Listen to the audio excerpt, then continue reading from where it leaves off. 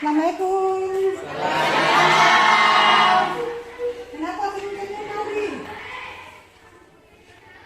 Bagaimana kabarnya hari ini? Baik. Siap belajar? Siap. Oke. Seperti biasa sebelum kita mulai belajar selalu kita awali dengan Doa. Askar bisa pimpin doa? Bisa. Oke, silakan. Teman-teman, sebelum kita belajar, mari kita berdoa bersama. Doa dimulai.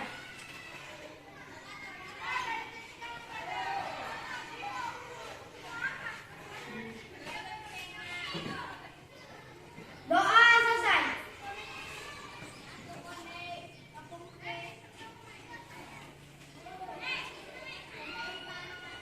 Saya kan tidak hadir, silakan. Anugerah Kurnia. Anugerah Kurnia. Hanya Anugerah Kurnia tidak hadir.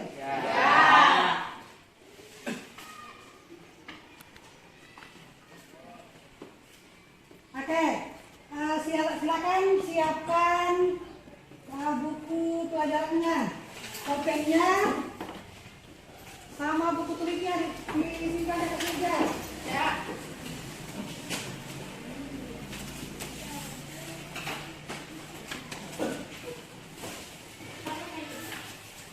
Sudah? Sudah. Sudah? Sudah.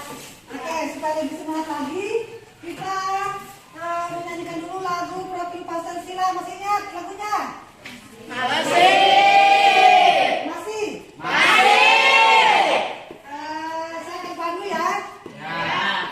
Hitungan mulai dari hitungan 1, 3. 1, 2, 3. Belajar Pancasila, beriman dan bertakwa pada Tuhan Yang Esa dan berakhlak mulia, berkebinekaan global, gotong royong mandiri, kreatif dan berakhlak tinggi. Oke. Masih ingat tepuk-tepuk itu kan? Masih. Tepuk 1. Yes. Tepuk 2. Tepuk 3. Tepuk 4. Tepuk 5. Oke, bisa ya? Bisa. Oke, tadi kan kalian dikelahin tepuk 5 siap belajar. Oke, masih ingat pelajaran minggu lalu? Masih. Minggu lalu baca tentang apa? Kedudukan dan makna pembukaan Undang-Undang Dasar Negara Republik Indonesia tahun 1945. Oke, tadi kalian bilang masih ingat pelajaran minggu lalu. Saya mau tes dulu ini. Apakah masih ingat atau tidak?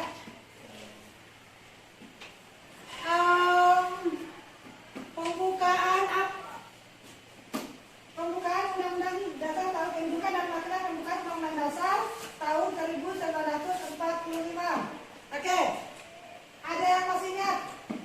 Kedudukan pembukaan Undang-Undang Dasar tahun 1945. Oke, Niki silakan. Sebagai sumber hukum yang tertulis dan bersifat tetap. Oke, sebagai sumber hukum dan tertulis yang bersifat tetap. Oke, kalau hubungan proklamasi dengan pembukaan Undang-Undang Dasar tahun 1945. Oke, Hanifah silakan. Hubungan antara proklamasi dan pembukaan Undang-Undang Dasar tahun 1945 yaitu alinea pertama sampai alinea ketiga merupakan uraian terperinci dari alinea pertama proklamasi, sedangkan alinea keempat merupakan uraian terperinci dari alinea kedua proklamasi. Oke, bagus sekali ya. Berikut coba. Kalau sistematika Undang-Undang Dasar tahun 1945 sebelum amandemen. Terakhir silakan. Bagaimana sistematika? Pertama, Pembukaan, kedua, batang tubuh, ketiga, atau pasal-pasal dan penjelasan. yang ketiga adalah penjelasan.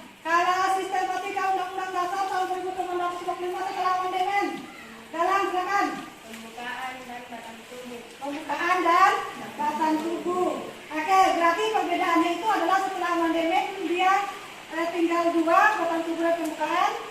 Setelah amandemen dia 3. Kalau makna alinea pertama ada masih ingat? Iksan, silakan. Makna alinea pertama Undang-Undang Dasar Negara Republik Indonesia tahun 1945. Alinea pertama menetapkan tugas dan tanggung jawab kepada bangsa dan negara serta warga negara Indonesia untuk senantiasa melawan penjajahan dalam segala bentuk dan juga menjadi landasan hubungan dan kerjasama dengan negara lain. Oke, mantap. Kalau makna alinea kedua? Ibu. Oke, Aska, silakan. Makna sebagai negara Indonesia sederhana dengan negara lain yang bebas menentukan arah dan kebijakan bangsa tanpa campur tangan negara lain. Oke, mantap Aska. Satu lagi makna alinea ketiga. Ibu. Oke, Niki. Sorry, Intan. Mempertegas pengakuan dan kepercayaan bangsa Indonesia terhadap Tuhan Yang Maha Esa. Oke, mantap. Makna alinea keempat. Ibu. Oke, Risma. Negara Indonesia yang dibentuk memiliki tujuan negara, bentuk negara, dan dasar negara. Oke, mantap ya, masih ingat berarti pelajaran minggu lalu ya? Ya. Oke, hari ini kita akan mempelajari materi tentang yang kalau kemarin itu adalah kedudukan dan makna pembukaan Undang-Undang Dasar tahun 1945. Hari ini kita akan belajar materi tentang kedudukan dan fungsi Undang-Undang Dasar Negara Republik Indonesia tahun 1945. Oke, jadi kompetensi dasar yang akan kita bahas hari ini adalah menelaah makna, kedudukan dan fungsi Undang-Undang Dasar Negara Republik Indonesia tahun 1945 serta peraturan perundang-undangan dan lainnya dalam sistem hukum nasional. Kemudian mengaplikasikan makna, kedudukan dan fungsi Undang-Undang Dasar Negara Republik Indonesia serta menyajikan hasil telaah makna, kedudukan dan fungsi Undang-Undang Dasar tahun 1945 dalam penerapan kehidupan sehari-hari. Kemudian indikator pencapaiannya yaitu mengidentifikasi kedudukan dan fungsi Undang-Undang Dasar tahun 1945, kemudian mengaplikasikan makna, kedudukan dan fungsi Undang-Undang Dasar Negara Republik Indonesia tahun 1945 dan menyajikan hasil telaah makna, kedudukan dan fungsi Undang-Undang Dasar tahun 1945 dalam penerapan kehidupan sehari-hari. Oke, jadi ada pun tujuan pembelajaran setelah kita pelajari materi kedudukan dan fungsi Undang-Undang Dasar tahun 1945 adalah kalian sebagai peserta didik mampu menganalisis bagaimana kedudukan Undang-Undang Dasar Negara Republik Indonesia tahun 1945 dan mampu merumuskan fungsi Undang-Undang Dasar Negara Republik Indonesia tahun 1945. Bisa? Untuk kegiatan pembelajaran hari ini nanti kita akan melakukan diskusi dan ibu akan menggunakan model pembelajaran problem based learning. Nanti ada ibu akan memberikan orientasi terhadap masalah. Ada masalah yang akan kalian analisis. Kemudian nanti kalian mencari jawabannya di buku bisa, di internet juga bisa. Nanti kemudian di buku paket karena materi nanti yang akan ibu kasih. Oke. Nah, setelah itu nanti setelah kalian selesai diskusi sudah memperoleh jawabannya, kalau menyelesaikan masalahnya, nanti itu kalian akan presentasikan. Setelah kalian presentasi nanti ada dari kelompok lain nanti bisa memberikan tanggapan, kritikan atau pertanyaan terhadap atau presentasi dari kelompok yang sedang membahas. Bisa? Sebelum kita mulai dengan pembelajaran hari ini tentang diskusi dan materi kedudukan Undang-Undang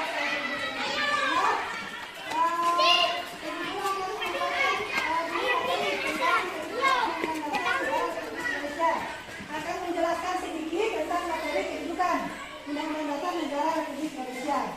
Oke. Konstitusi atau hukum dasar itu dia terdiri atas 2, yaitu konstitusi tertulis dan tertulis. Oke. Contoh konstitusi tertulis itu yaitu seperti Undang-Undang Dasar tahun 1945, kemudian seperti peraturan perundang-undangan, peraturan pemerintah, peraturan presiden, peraturan daerah, itu juga termasuk contoh peraturan perundang-undangan, contoh konstitusi secara tertulis. Kemudian sedangkan konstitusi secara tidak tertulis itu dia seperti contohnya seperti konvensi. Dia biasanya disebut konvensi yang contohnya itu seperti pidato kenegaraan, itu contoh dari konstitusi tidak tertulis. Oke, sekarang pertanyaannya, apa itu konstitusi? Sebelum kita lebih jauh mempelajari tentang kedudukan dan fungsi Undang-Undang Dasar tahun 1945, kita harus tahu dulu itu apa itu konstitusi. Jadi konstitusi itu adalah hukum dasar dalam suatu penyelenggaraan sebuah pemerintahan, dijadikan sebagai pedoman dalam penyelenggaraan pemerintahan. Bisa? Ya. Tadi kan kedudukan Undang-Undang Dasar tahun 1945 itu, kalau yang materi sebelumnya itu adalah kedudukan pembukaan, itu dia adalah sebagai hukum dasar tertulis yang bersifat tetap. Kalau kedudukan Undang-Undang Dasar tahun 1945 itu dia adalah sebagai hukum dasar tertulis dan sebagai norma hukum tertinggi. Jadi sebagai hukum dasar tertulis, negara Indonesia memiliki Undang-Undang Dasar sebagai hukum dasar tertulis. Juga terdapat hukum dasar tidak tertulis yang disebut tadi apa? Konvensi. Kemudian sebagai norma hukum tertinggi. Jadi sebagai norma hukum tertinggi, dia fungsinya sebagai untuk dijadikan dasar penyusunan peraturan perundang-undangan yang ada di bawahnya.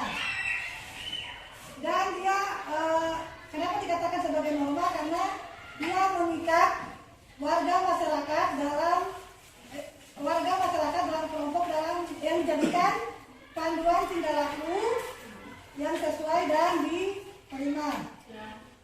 Kemudian tadi kedudukannya itu dia terdiri atas dua, yaitu sebagai konstitusi tertulis, sebagai hukum dasar tertulis dan sebagai norma hukum tertinggi. Kemudian sifat dan fungsi Undang-Undang Dasar tahun 1945. Jadi sifatnya itu terdiri atas fleksibel dan rigid. Oke. Dilihat dari konstitusi dikatakan fleksibel atau rigid, dapat ditinjau dari dua sudut pandang. Yang pertama, dilihat dari cara mengubah Undang-Undang Dasar. Suatu Undang-Undang Dasar dikatakan fleksibel atau luwes jika cara mengubah undang-undang tidak sulit atau tidak memerlukan cara-cara istimewa.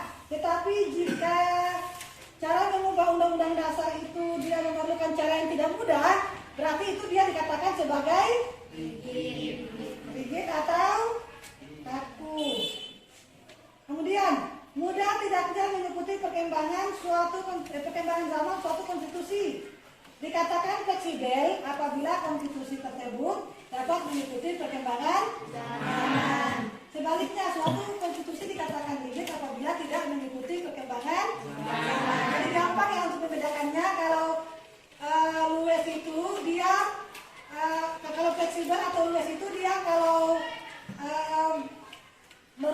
dia mengikuti perkembangan zaman, sama kalau melakukan perubahan atau amandemen dia tidak memerlukan cara yang istimewa, dia simpel.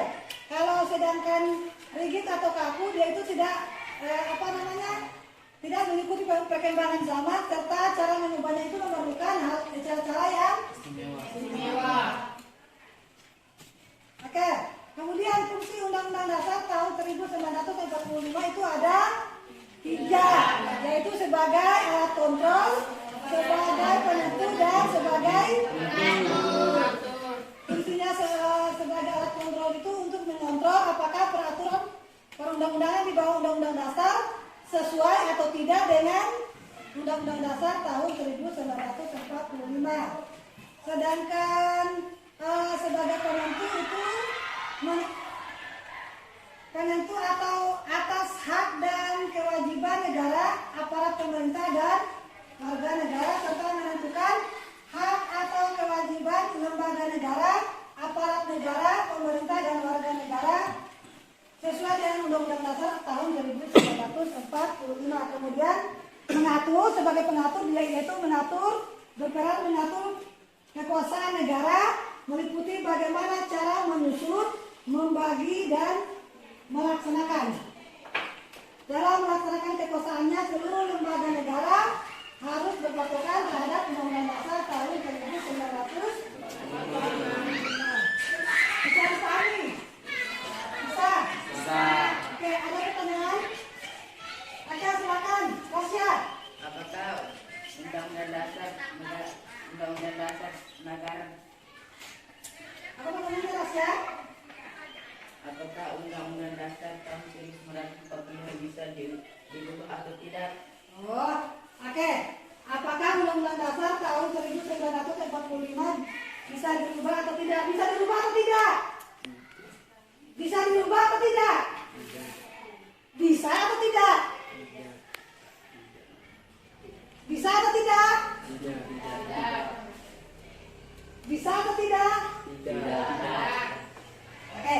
Jadi Undang-Undang Dasar Negara Republik Indonesia tahun 1945 bisa dirubah.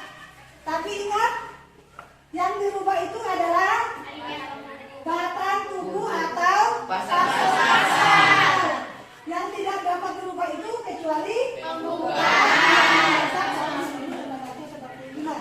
Jadi pertanyaannya Rasya tadi dia bilang apakah Undang-Undang Dasar tahun 1945 bisa dirubah? Bisa ya. Tapi ingat yang dirubah itu adalah pasal bukan pembukaan. Karena pembukaan itu dia tidak dapat dirubah. Bisa dipahami? Bisa. Oke, kalau bisa dipahami, kita lanjut kegiatan selanjutnya. Ibu guru akan bagikan dulu kelompok sebelum kalian berdiskusi. Nanti kelompoknya saya akan hitung mulai dari sini, hitungan ketiga ya. Jadi nanti kamu hitung sampai 3. Kalau ini cukup 3, berarti nanti mulainya lagi dari 1. Bisa? Oke. Nanti kalau yang dapat kelompok 1 dia, yang dapat nomor 1 dia kelompok 1, yang dapat nomor 2 dia kelompok 2, dan yang dapat nomor 3 dia kelompok 3. Hitungannya mulai dari Oni ya. Oke, silakan Oni. 1, 2, 3, 1. 2.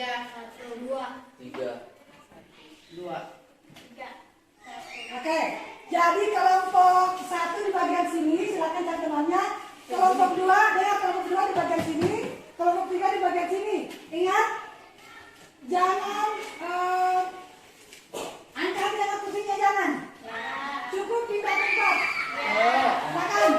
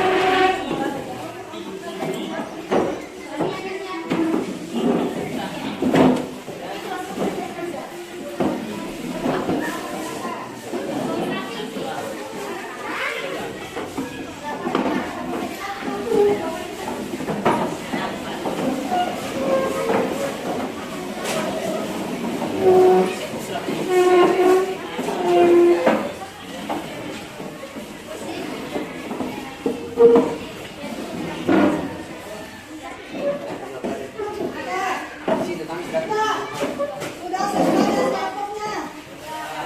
Sudah? Oke. Kalau sudah,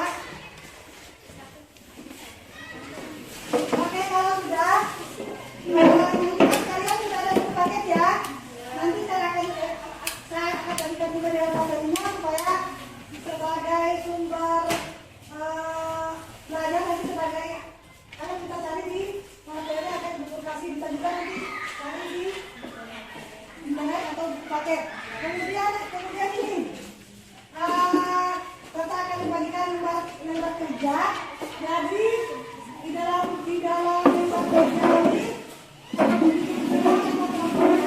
kemudian nama-nama kelompoknya.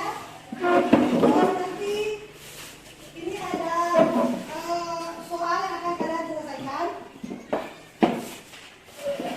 Yang akan kalian selesaikan nanti jawabannya juga tulis di sini. Anda disiapkan dengan jawabannya. Kemudian kalau masih belum paham, kita nanti kita bertanya sama guru tentang pengerjaan diskusi ini.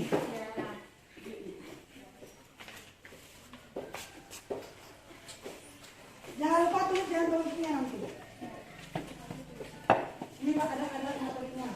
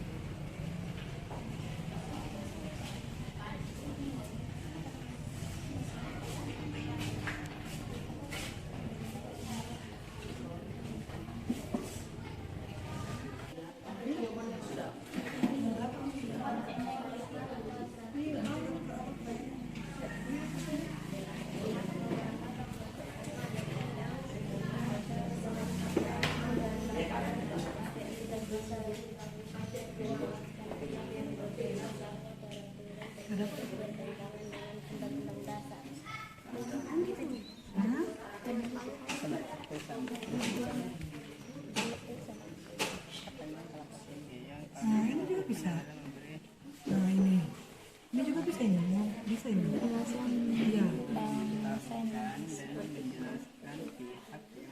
Karena ini kan dia bukan fisikatus terkait atau sipil negara. Kemudian setelah itu selain itu apa lagi? Coba. Selain karena di dalam ini terdapat ya kan selain cita-cita negara apa lagi dalam hal keempat? Hah? Ada tujuan negara, toh? Kemudian ada apa lagi?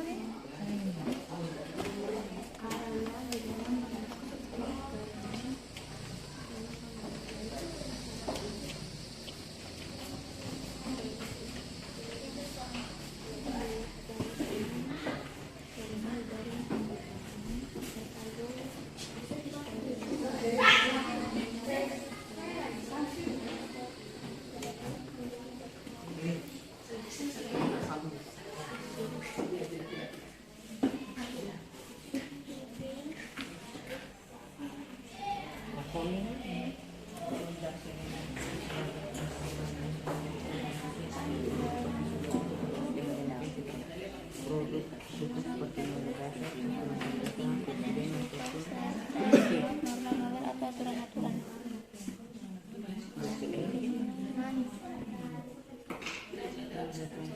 Sini, dari sini.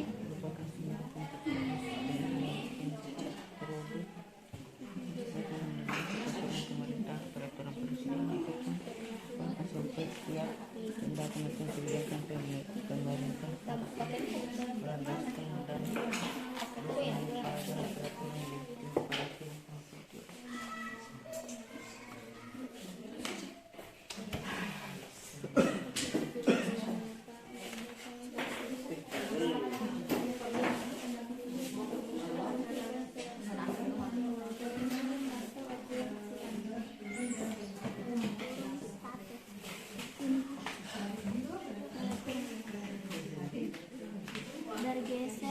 berbasis bergeser berbasis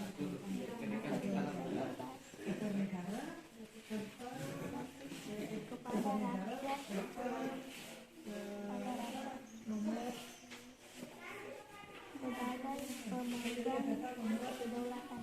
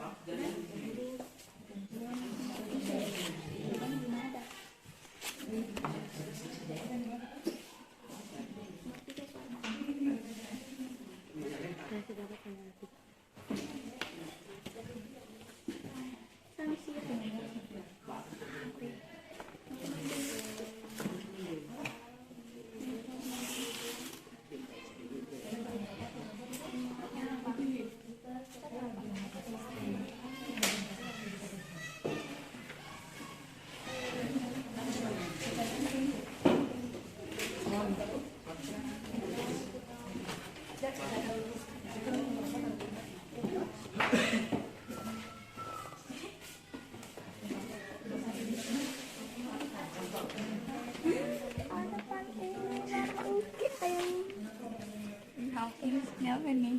Part 3. Ini hapus dulu.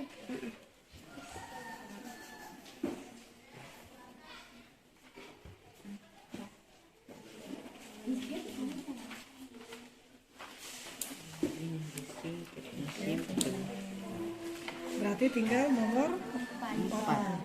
Mengapa Undang-Undang Dasar? Nah, mengapa Undang-Undang Dasar tahun 1945 itu harus tertulis, isinya harus singkat dan suka serta memuat norma aturan-aturan.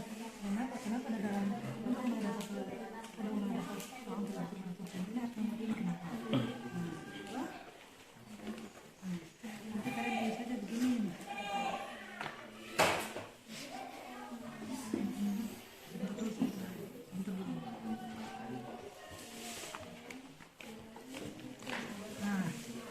Bisa nanti coba baca di materinya, ada di materinya, coba bisa baca.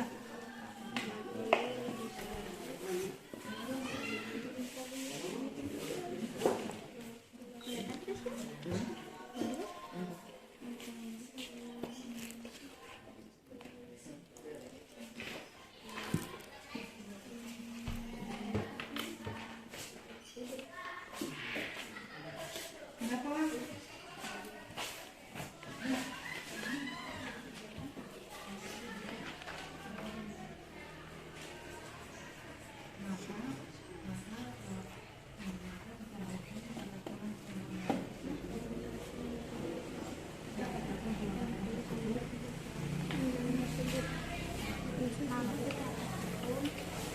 Aturan perundang ya.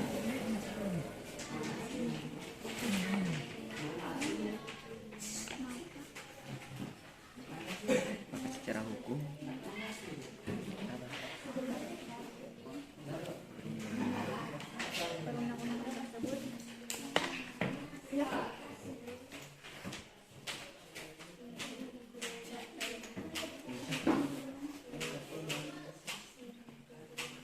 Kenapa kamu tulis pakai tangan kiri, San? Kamu bisa pakai tangan kiri kan? Iya. Tangan kiri memang mesti lagi. Hah? Pakai tangan kiri memang. kalau menendang kanan dinyatakan bahwa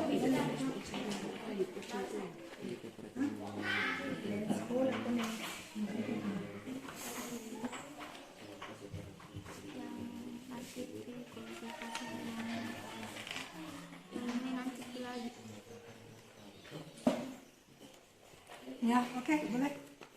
Bisa itu bisa. Bisa kamu pakai.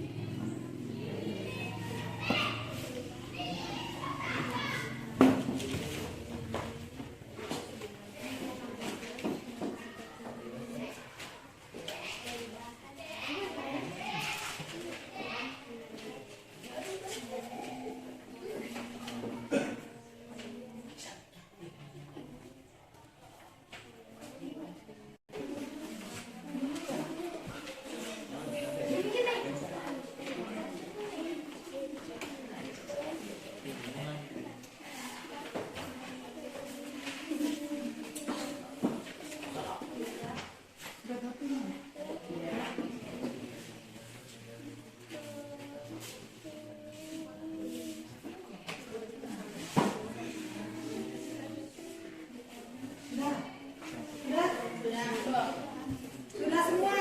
Sudah. Nah, oke.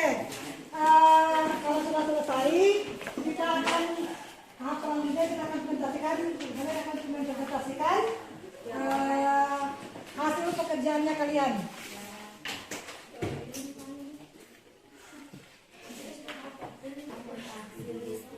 Oke, untuk urutan persentase mau diurut nomor urut 1, 2, 3 atau mau berdasarkan siapa suara terbanyak yang duluan persentase? Ya, suara terbanyak. Suara terbanyak? Ya. Oke, yang menginginkan kelompok 1 dulu persentase siapa? Berapa orang? Yang menginginkan kelompok 2 dulu persentase siapa? Yang menginginkan kelompok 3 siapa? Oke, berarti kelompok 1, setelah itu kelompok 3, baru kelompok 2. Oke, kelompok 1 silakan menyelesaikan.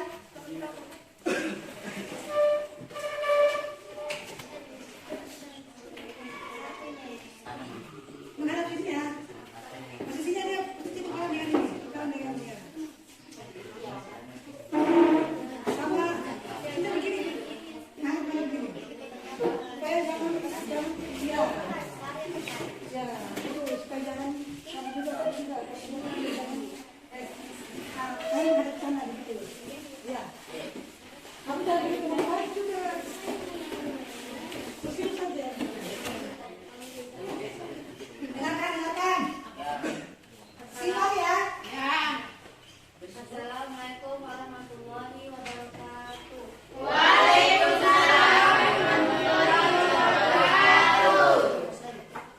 Terima kasih atas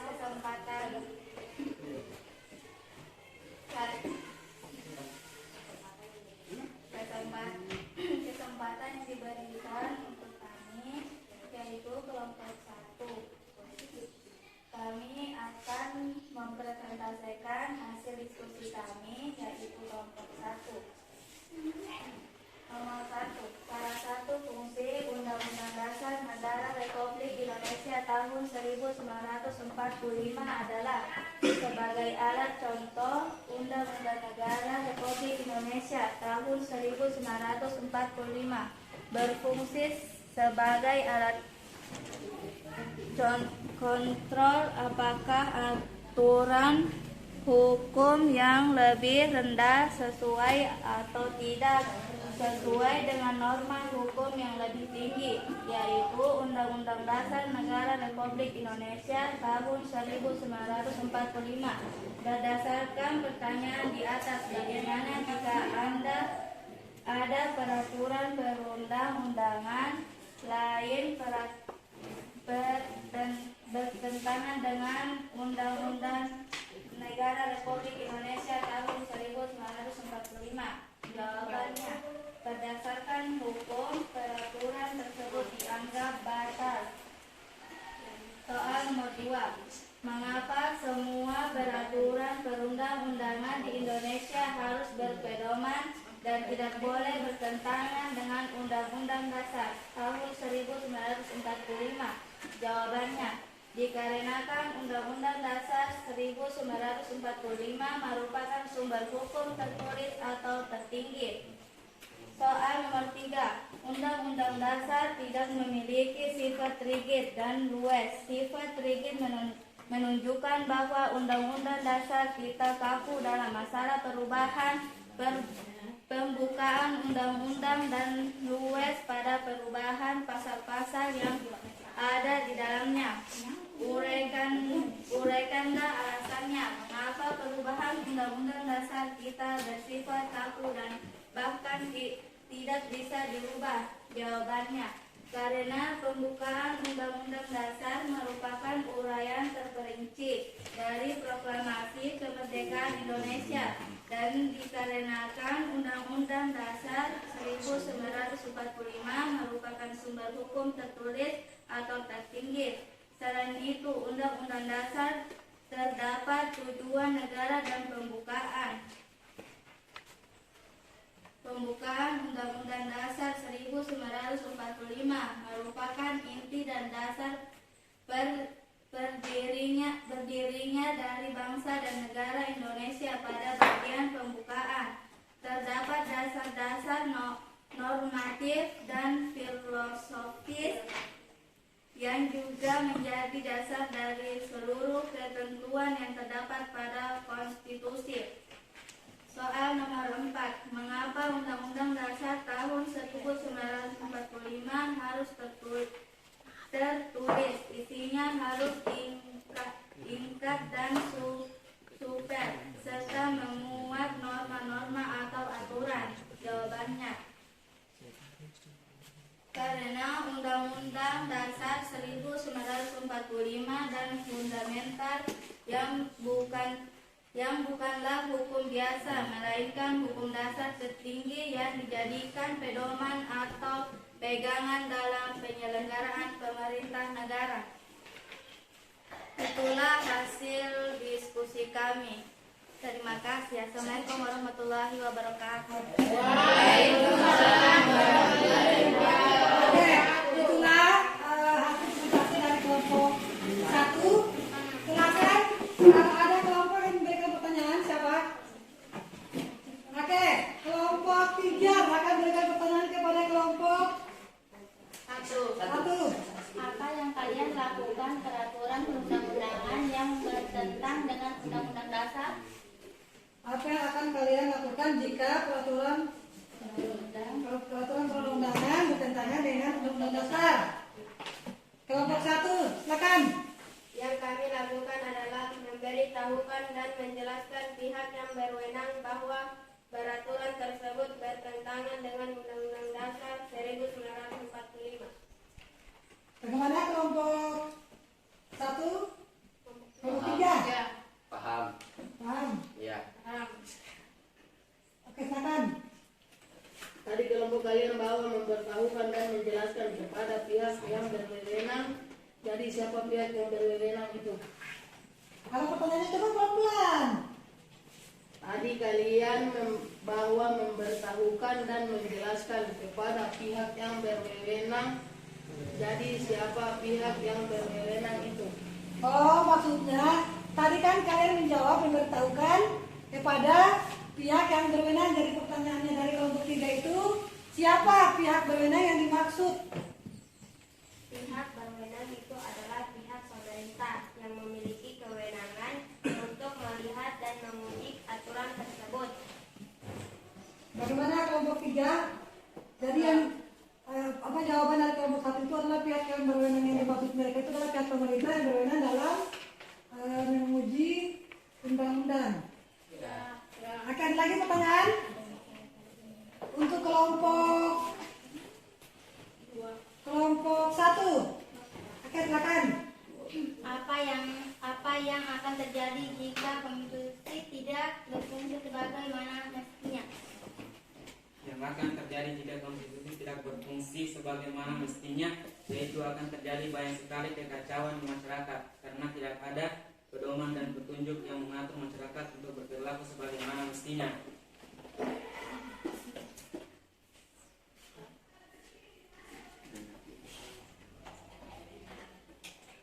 Bagaimana? Sudah bisa ditangkap pertanyaannya dari jawaban dari kelompok 1? Bisa. Oke. Ada lagi pertanyaan? Oke, kalau tidak ada, tadi kelompok 3 ya. Oke, kelompok 3 silakan presentasi.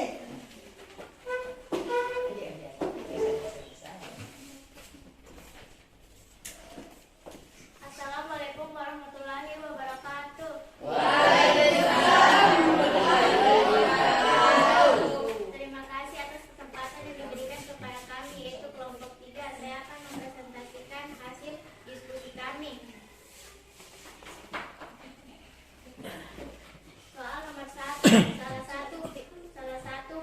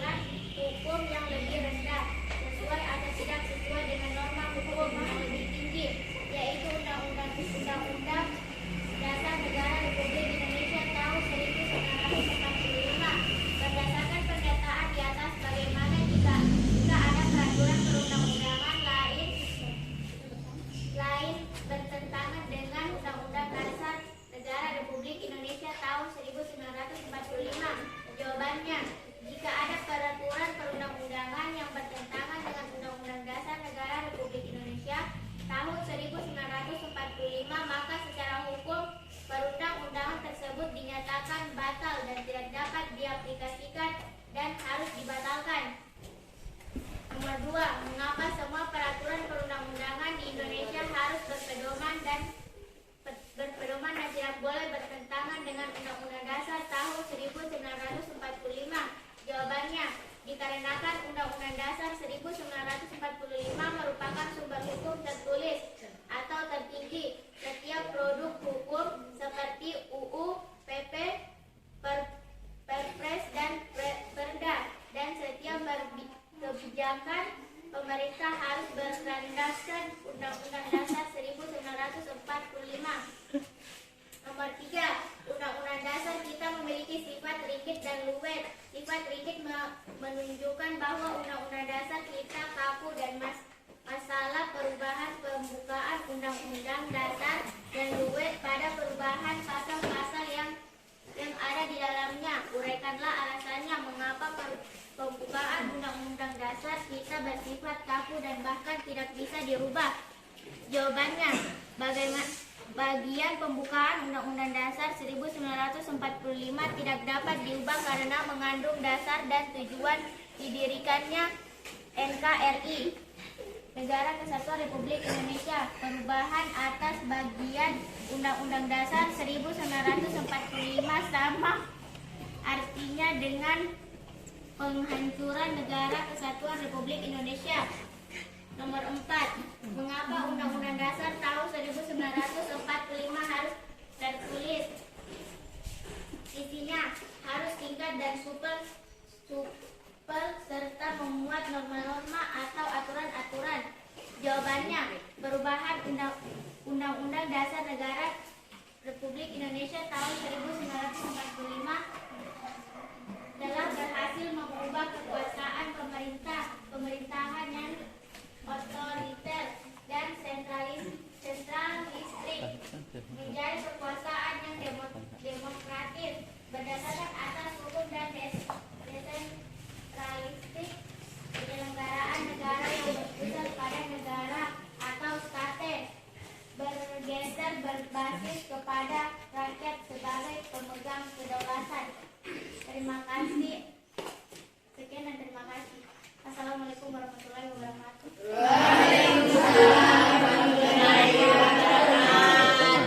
Oke, itulah hasil presentasi dari kelompok 3. Silakan yang mau memberikan pertanyaan atau memberikan tanggapan atas presentasi dari kelompok 3, silakan. Oke, silakan kelompok 1.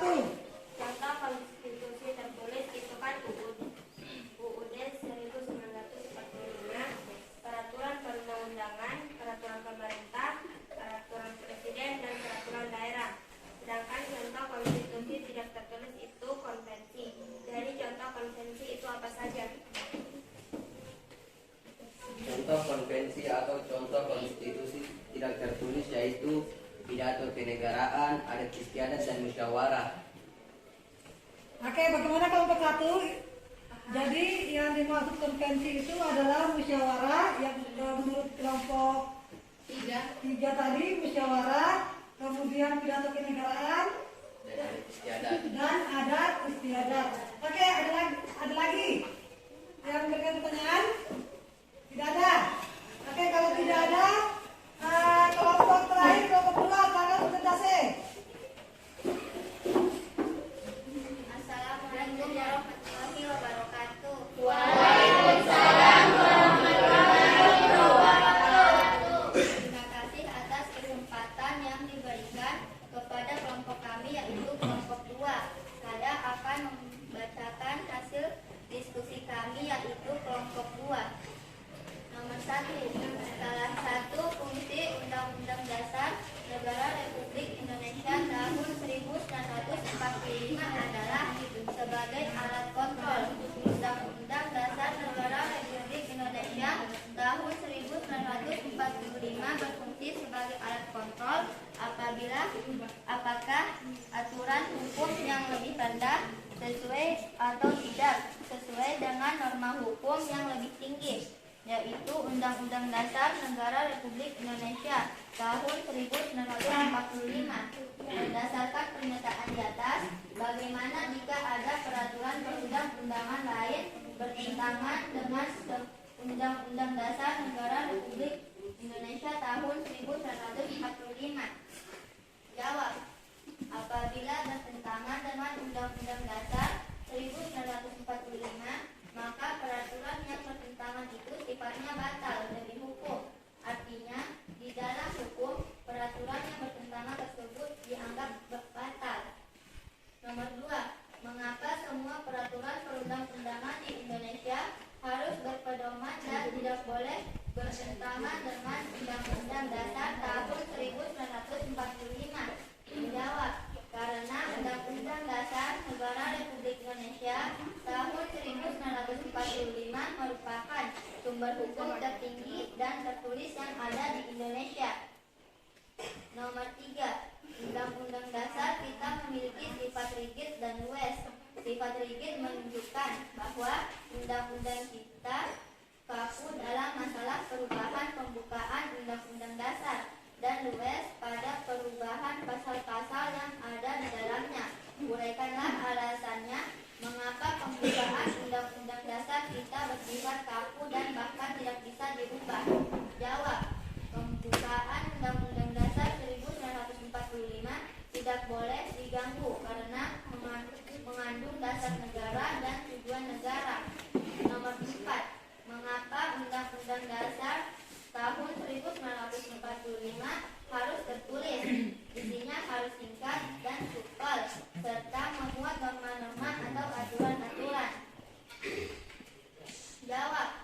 Undang-Undang Negara Republik Indonesia tahun 1945 harus tertulis karena mengandung aturan yang mengikat setiap warga negara Indonesia untuk mematuhinya.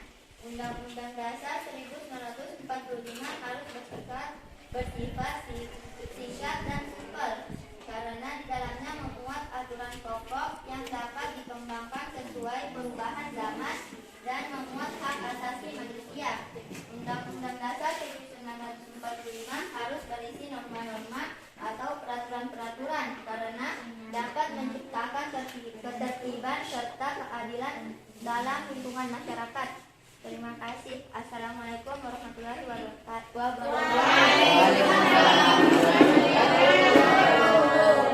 Oke, itulah presentasi dari kelompok 2, kelompok terakhir. Siapa tahu ada kelompok lain yang memberikan tanggapan, pertanyaan, silakan. Oke, kelompok 1 silakan. Dari kelompok 3 silakan. Apa akibatnya apabila pembukaan Undang-Undang Dasar Negara Republik Indonesia tahun 1945 diubah?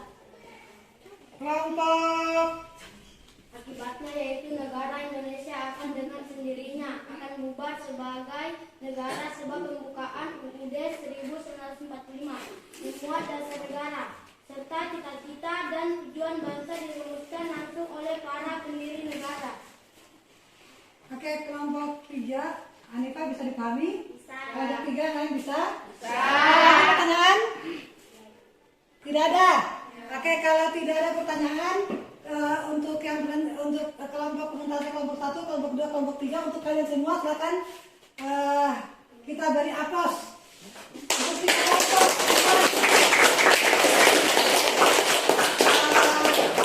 kalian telah masing-masing kelompok telah mempresentasikan hasil kelompoknya. Saya lihat tadi saya juga sudah dengar jawaban-jawabannya. Hasil presentasikannya kalian, kemudian ada jawaban-jawaban yang diberikan kepada kelompok lain yang memberikan pertanyaan. Oke, bagus sekali tadi tiga kelompok sudah melaksanakan, sudah menjawab pertanyaan-pertanyaan dari kelompok lain. Kemudian ini ada yang saya meluruskan.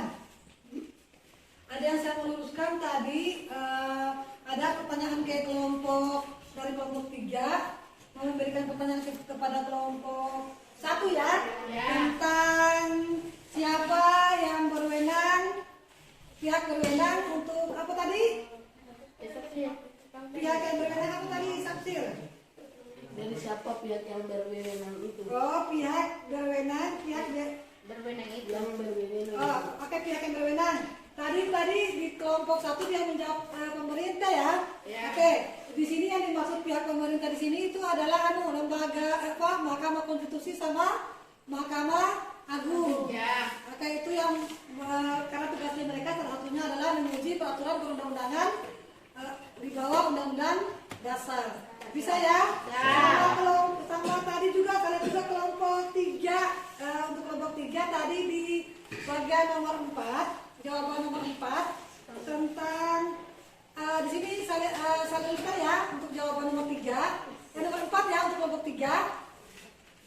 Akibatnya jika apa akibatnya apabila pembukaan Undang-Undang Dasar tahun 1945 diubah? Tadi ada sedikit kekeliruan tadi di jawabannya kelompok 3.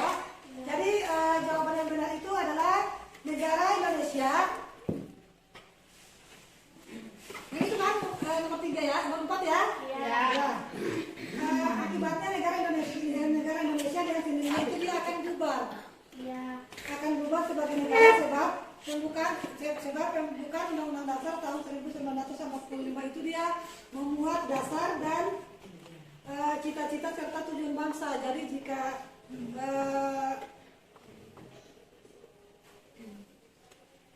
jika dilakukan perubahan, yang itu kan, yang itu tadi bukan? Ini tadi nih. Yang nomor 4.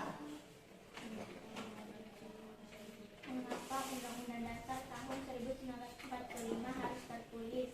Isinya harus singkat dan super serta memuat norma-norma atau aturan-aturan. Oh yang itu tadi, oh iya, betul. Sorry, oke. Ini saya mau luruskan tadi yang nomor 4 tadi. Kita dengar ada sedikit keliruan di kelompok 3. Mengapa Undang-Undang Dasar tahun 1945 harus tertulis, isinya harus singkat dan super serta memuat norma-norma aturan. Nah, itu karena Undang-Undang Dasar tahun 1945 itu adalah bukan hukum biasa, melainkan hukum dasar yang tertinggi dan fundamental, serta menimbulkan efek hukum yang dijadikan pedoman atau pegangan dalam penyelenggaraan pemerintahan negara. Jadi bisa diperbaiki ya. Itu untuk nomor 4. Oke. Kemudian tadi di antara 3 kelompok tadi saya sudah cek, saya juga sudah dengar juga jawaban pada saat presentasikan. Saya lihat juga ada yang memberikan jawaban atau pertanyaan kepada kelompok yang sedang presentasi. Di antara 3 kelompok tadi saya lihat semuanya sudah bagus sekali, sudah memberikan jawaban, sudah memberikan juga pertanyaan. Tapi kelompok yang lebih bagus lagi tadi saya lihat di kelompok 2. Dari segi materinya, dari segi jawabannya, dari segi presentasinya bagus ya. Bukan berarti kelompok 1 dan kelompok 2 tidak kelompok 1 dan kelompok 3 tidak bagus, tapi semuanya bagus. Tapi lebih bagus lagi tadi di kelompok 2 diberikan apa itu untuk kelompok 2.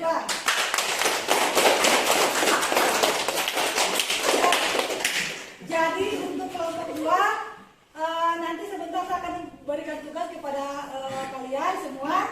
Jadi untuk kelompok 2 tugasnya tidak ada. Tidak ada untuk kelompok 2 tidak ada. Ya, karena kalian adalah kelompok terbaik, makanya saya berikan kalian hadiah. Saya berikan kalian hadiah, bukan hadiah dalam bentuk barang, bukan ya. Tapi dengan saya membebaskan tugas kalian untuk minggu depan. Jadi kalian bebas dari tugas yang akan saya berikan sebentar nanti. Bisa? Bisa. Oke. Oke. Dari hasil presentasi tadi semua ada yang mau ditanyakan? Tidak ada. Oke, berarti sudah paham semua ya? Oke. Kalau begitu ada yang bisa menyimpulkan pembelajaran kita hari ini? Oke, Niki silakan. Silakan Intan.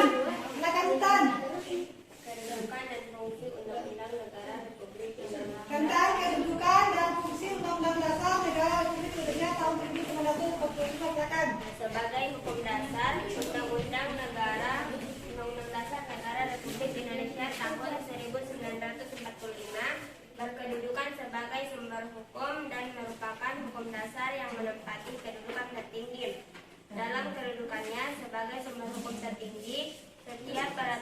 perundang-undangan di bawah Undang-Undang Negara Kesatuan Republik Indonesia tahun 1945 harus berlandaskan dan bersumberkan pada Undang-Undang Negara Republik Indonesia tahun 1945. Oke, ada lagi?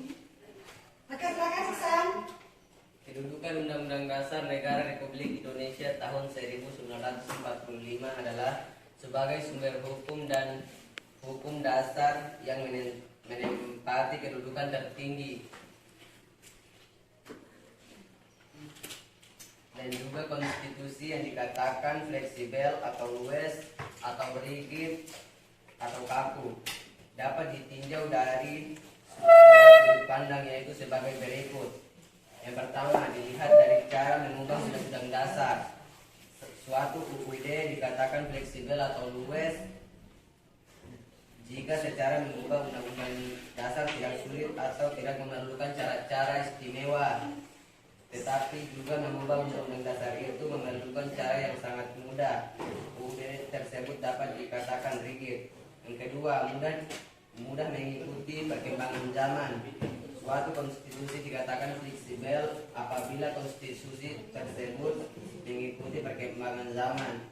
Sebaliknya, suatu konstitusi dikatakan rigid apabila tidak dapat mengikuti perkembangan zaman.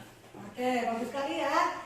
Jadi kedudukan Undang-Undang Dasar Negara Republik Indonesia itu adalah sebagai hukum dasar yang kemudian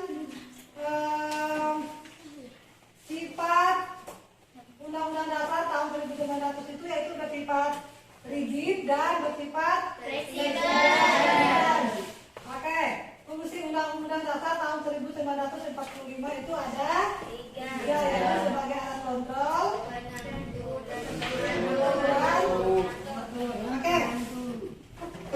Oke. Untuk kegiatan pembelajaran hari ini kita sudah lakukan. Saya ingin kalian bisa merefleksi pembelajaran terhadap pembelajaran hari ini. Jadi saya akan kasihkan kalian refleksi. Lembar refleksi ini kalian tinggal checklist terhadap materi apa saja yang kalian sudah paham atau kalian belum. Kemudian tidak usah tulis nama, jadi tulis dengan checklist dengan jujur, jangan takut kalau nanti guru udah tahu bahwa saya belum paham, jangan, karena itu kan tidak ada namanya. Jadi nanti saya tidak akan tahu bahwa siapa yang sudah paham atau belum. Ya. Oke. Jadi ini nanti silakan checklist.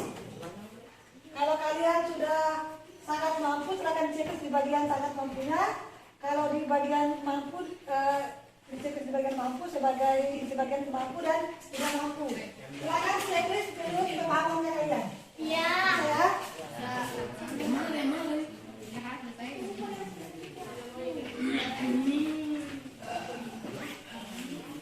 Tinggal cek saja cukup ya. Iya.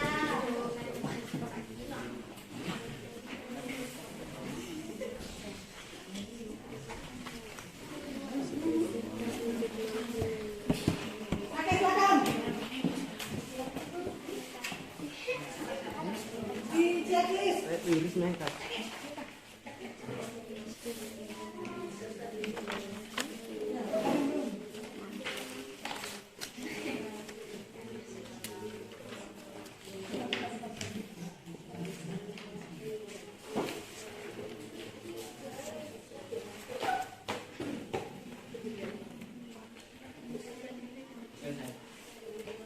Yang sudah langsung dibawa di depan. Ya.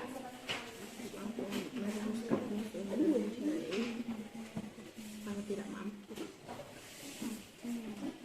Oke, balik. Bawa lagi.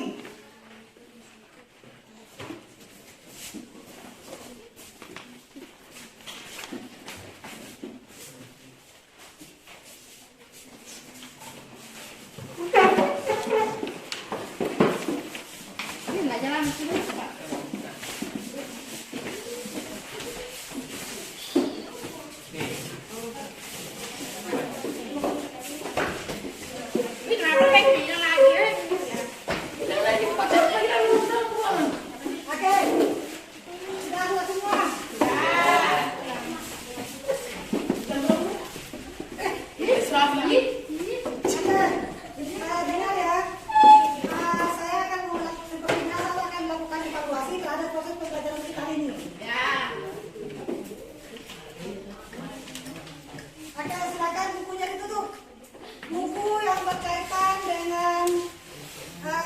silakan ditutup. Oke. Sama ini hasil apa hasil presentasinya silakan bawa di depan. Ini presentasinya silakan bawa di depan. Ini hasil lagi. Oke, sudah ya? Oke, saya akan berikan evaluasi, soal evaluasi. Silakan dikerjakan. Saya kasihkan ini soalnya dalam bentuk pilihan ganda. Silakan dikerjakan. Jangan lupa tulis nama dan berapa di ya. Pilihan ganda.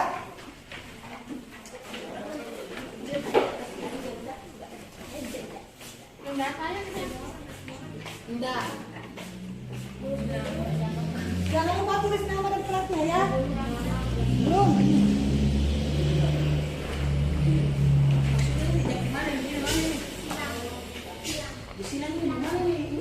Jangan ada yang buka buku ya. Guru sebagai apa? Jangan sekali saya coba. Tulis nama. Yang pasti.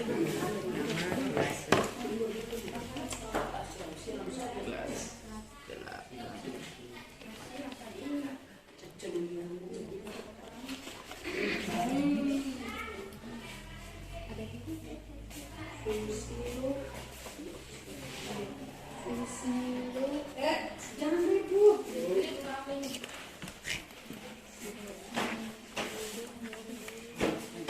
Yang sudah boleh kumpul.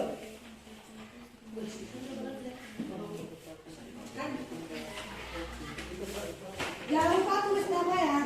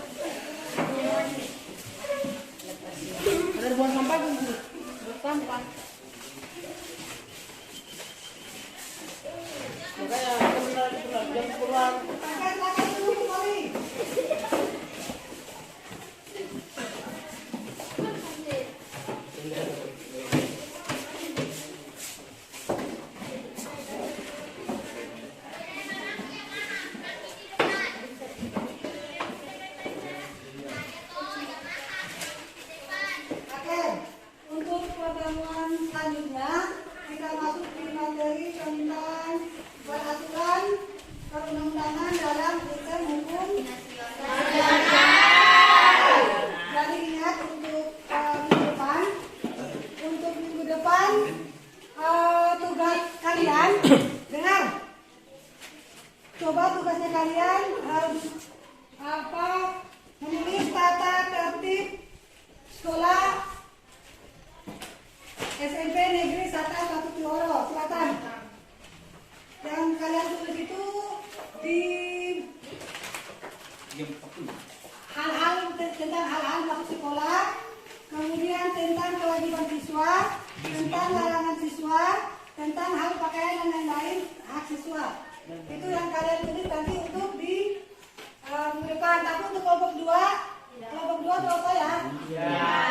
Kelompok 2 tadi saya sudah tugaskan. Belum